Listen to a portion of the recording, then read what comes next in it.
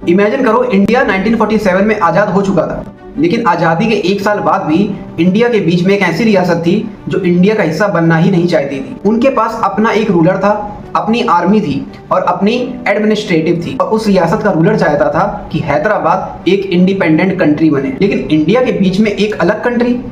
ये सिचुएशन ज्यादा दिन तक चलने नहीं वाली थी और फिर 13 सितंबर 1948 को इंडियन आर्मी ने हैदराबाद के खिलाफ एक ऑपरेशन लॉन्च किया जिसका नाम था ऑपरेशन पोलो। और सिर्फ 5 दिन बाद हैदराबाद का पूरा पॉलिटिकल फ्यूचर बदल चुका था। देखो, 1947 में ब्रिटिश इंडिया छोड़कर तो चले गए, लेकिन अब इंडिया के सामने सबसे बड़ा चैलेंज था वो ये कि प्रिंसली स्टेट्स को इंडियन यूनियन के साथ इंटीग्रेट करना। देखो, ज्यादातर रियासतें इंडिया और पाकिस्तान में ज्वाइन हो गई, लेकिन हैदराबाद के निजाम मीर उस्मान अली खान इंडिया के साथ मर्ज करने को रेडी नहीं थे। देखो, निजाम चाहते थे कि हैदराबाद इंडिपेंडेंट रहे, पर प्रॉब्लम ये थी कि हैदराबाद कोई एक छोटी सी जगह नहीं थी, ये इंडियन सबकॉन्टिनेंट के सेंटर में लोकेटेड एक ह्यूज प्रिंसली स्टेट थी। मतलब इंडिया के बीच में एक अलग इंडिपेंडेंट स्टेट।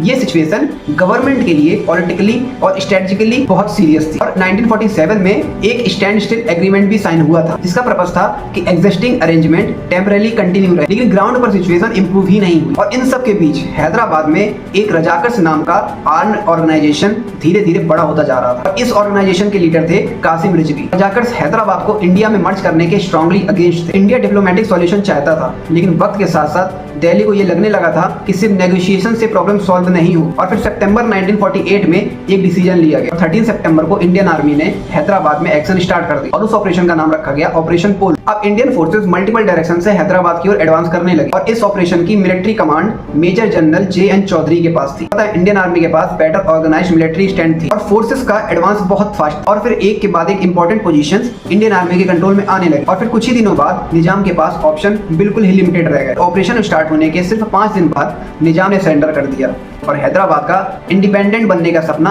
अधूरा रह गया। हैदराबाद इंडियन यूनियन का हिस्सा बन गया। सोचो, एक ऐसी रियासत जो कुछ टाइम पहले इंडिया से अलग रहने की कोशिश कर रही थी, आज वही इंडिया के पॉलिटिकल मैप का हिस्सा बन चुकी थी। लेकिन यहाँ एक इंपॉर्टेंट बात, ऑपरेशन पोलो की स्टोरी को सिर्फ इंडियन आर्मी गई और हैदराबाद को अपने साथ मर्ज कर लिया, ये कहकर खत्म नहीं कर सकते, क्योंकि ऑपरेशन के बाद भी उधर के कई एरियाज में कम्युनल वायलेंस हुआ, कई सिविलियंस भी इस वायलेंस का शिकार हुए। इसीलिए ऑपरेशन पोलो सिर्फ एक मिलिट्री ऑपरेशन नहीं था, ये एक ऐसे वक्त की कहानी थी जहाँ नया नया आजाद हुआ भारत अपना पॉलिटिकल मैप डिफाइन कर रहा था। एक तरफ हैदराबाद को इंडिपेंडेंट रखने का डिसीजन, दूसरी तरफ एक यूनाइटेड इंडिया का विजन, और इन दोनों के बीच सितंबर 1948 के वो 5 दिन इंडियन हिस्ट्री का एक अनफॉरगेटेबल चैप्टर बन गए। दिस वाज ऑपरेशन पोलो। अगर तुम और भी ऐसी इंटरेस्टिंग और हिस्टोरिकल कहानियां जानना चाहते हो तो इस पेज को फॉलो जरूर करना, और वीडियो पसंद आए तो वीडियो को लाइक करना, शेयर करना, कमेंट करना। मैं मिलता हूं तुमसे अगले वीडियो में, तब तक के लिए जय हिंद।